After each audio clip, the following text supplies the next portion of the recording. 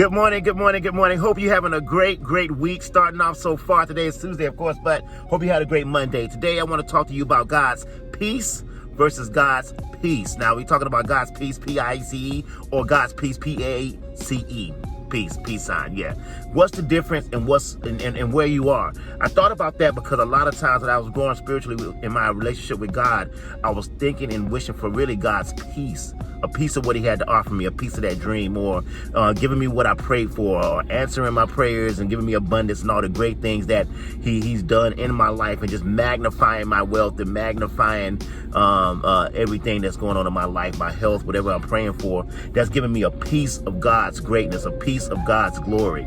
And as I matured and I started slowly looking at life overall, God's peace is so much valuable, so much more valuable. God's P-E-A-C-E, God's peace is so much more valuable. I've learned resting in God's peace will make you have the right mindset, or put you in the right state of control and discipline, and having that peace in your life to accomplish everything that's on the other side of God's peace. So God's abundance is what I'm gonna call it for the rest of this, for the sake of the video. God's abundance, his peace of what he has laid out for you, for your life, your destiny. So I would say to you that I've learned over time that what we focus on, we get. And if you take time, and I took time to focus on asking God for peace of mind, God's peace, get closer to you, God, and guide me through these difficult times, these difficult changes. Yesterday I went to the doctor, and as a black man, I hated going to the doctor, and it was time for me to get blood work. And I know what I've been doing. I've been working out, doing things, but I haven't made the best decisions in eating and over the holidays, and then not really paying attention to what's going on with my body. And I knew that with the blood work, some things would come back and say, hey, doctor, you got to work on this. I think the biggest thing about going to the doctor is we don't hear bad news when we know we made bad decisions. And so when you start praying for those things and praying for healing and stuff like that, of course, God's going to deliver, or he'll deliver you the answer to make you take the next step. But with God's peace in my mind and my faith, I know that he'll have it if I take the steps. And I think the biggest thing about getting to God's peace that would change a lot of things of what's going on in your life is understanding that God will take your steps and he will multiply them, but he will multiply your steps.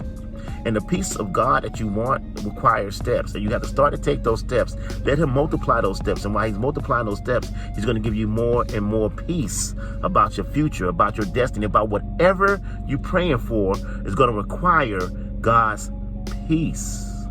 So I think the biggest thing that I want to say to you this morning as you go about your day and think about things going on in your life, and I'm going to do the same thing, is about how can I get closer to God's peace? His peace of mind, because his peace of mind is going to give me better decisions, or going to help me make better decisions, give me better insight, give me better discipline myself, and also give me a mindset of peace. Because with a clear head, you can rule the world. That's one of the biggest things in Proverbs to talk about it. A man must make decisions on a clear head, and a clear head requires God's peace. So the message today, God's peace or abundance versus God's peace, is the fact that if you have God's peace, all those other things are going to be thrown upon you. You'll have those things. You have the right frame of mind to make those best decisions, because his peace is everlasting. It's above everything in the world. It goes above what anybody has to say about you. Any man, anybody, period. And the world can be conquered by God's peace, because it already has been. It's already done. So today, be faithful. And I'm not saying not to pray for the things of the world, the things that you need, because they definitely talk to God about what you need. All I'm saying is add a little bit to that prayer and say, look, God, I need your peace in my life, in my heart, in my mind right now as I make these decisions and move forward, because I know how valuable the peace of God will be in my life and move more towards the destiny that you have for me, all right? Y'all have a blessed day. Do your thing, and just enjoy it, man, today. Pursue God's peace. I hope this helped you out this morning. Don't forget, follow me at RLJ Speaks. We got a lot going on. The book is still out there. We're just having a great time, and we just out there spreading the word and out there making a difference in the world, and I just want to thank you. Y'all be blessed. Later.